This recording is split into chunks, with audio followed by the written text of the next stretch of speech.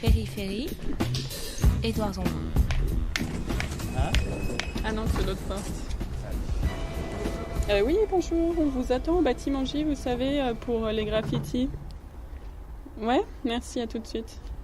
Je suis Mélanie Kurdi, je suis restauratrice du patrimoine, restauratrice de peinture, de chevalet, de peinture murale. Et j'ai restauré les graffitis, l'ensemble des graffitis, des carreaux déposés de la cité de Drancy. Et on en avait un peu plus de 700, donc qui représentent 200 mètres carrés de murs. Donc voilà. Donc vous en avez inspecté, vous, 700 ? Oui. Et vous avez trouvé des graffitis sur 70 ? Voilà, environ 10%. Alors là, c'est le résultat final. Donc des carreaux qui ont été restaurés et qui sont là conservés dans des boîtes en carton protégés par de la mousse avec des fiches d'identification. Donc on a les photos de la face et du revers avant restauration et puis des descriptions. Là, c'est un relevé du graffiti qu'on a trouvé sur ce carreau. Alors là, voilà, donc là, vous voyez un petit peu le carreau comme il était, tel qu'on les a récupérés. Donc recouvert de plâtre à la surface, puisque c'était dans des locaux d'habitation. Donc d'une couche de plâtre, de papier peint et de peinture. Et alors ce graffiti, il dit quoi ? Alors celui-là, par exemple, voilà, il était localisé entre deux badigeons en assez mauvais état de conservation, qui étaient très pulvérulents, qui n'adhéraient plus tellement au carreau. Et malgré tout, on a pu le reconstituer.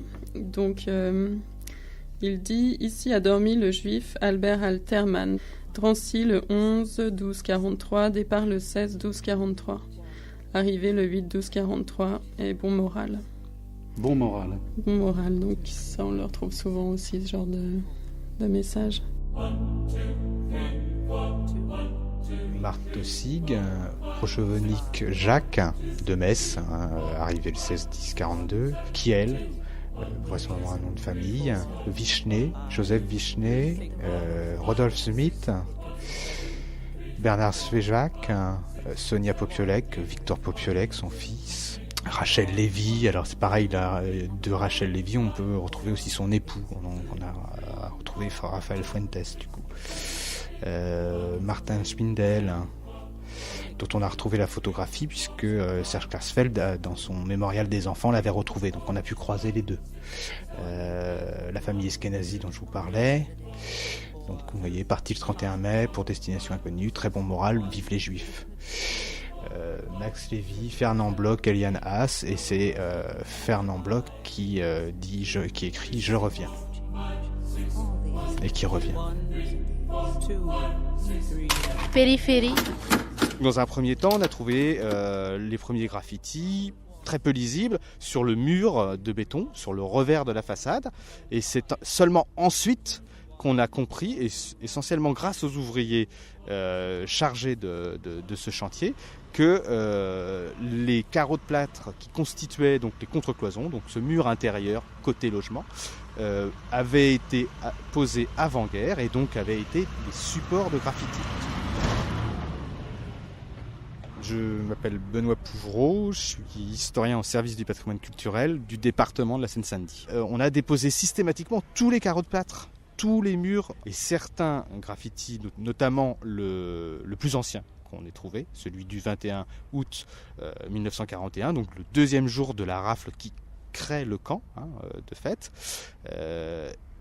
Ce graffiti a été préservé puisqu'il avait été retourné et que, par chance, jamais cette contre-cloison qui a donc été chamboulée pendant le camp n'avait été ensuite redémontée avant 2009, au moment où on fait la découverte. Ce qu'il faut imaginer là où nous sommes, c'est d'une part donc les barbelés derrière nous, Mirador. L'entrée principale se trouve là, sur notre gauche, à l'endroit de la loge actuelle. Ici, juste là, il faut imaginer aussi un bâtiment de briques rouges que les internés appellent le Château Rouge, qui est l'endroit des latrines. Et puis à l'opposé, un autre bâtiment plus petit, qui est la baraque de fouilles. Et le trajet des internés à l'arrivée, c'est donc de pénétrer dans le camp par cette porte sur la partie droite, et puis donc de rejoindre la baraque de fouille au fond du U. Là, c'est la police des questions juives qui s'occupe de la fouille, et puis voilà, il y a une affectation dans une chambrée. Alors au moment de très fortes, des très récurrentes déportations, les gens vont passer pour certains quelques heures seulement, ou 2-3 jours.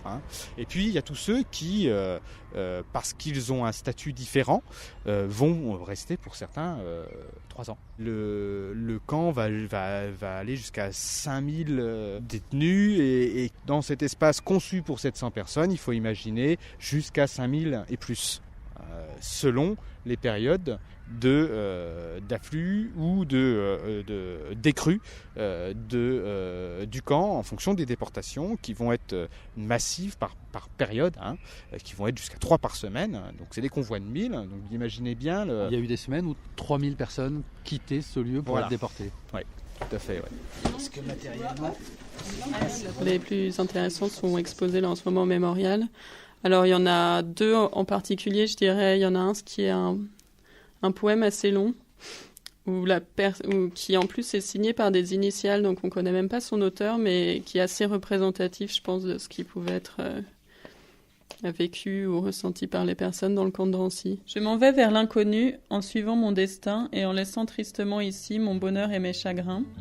La vie fut belle en ce pays où je n'ai plus le droit de rester. Adieu au pays de ma jeunesse, non, laisse-moi crier au revoir.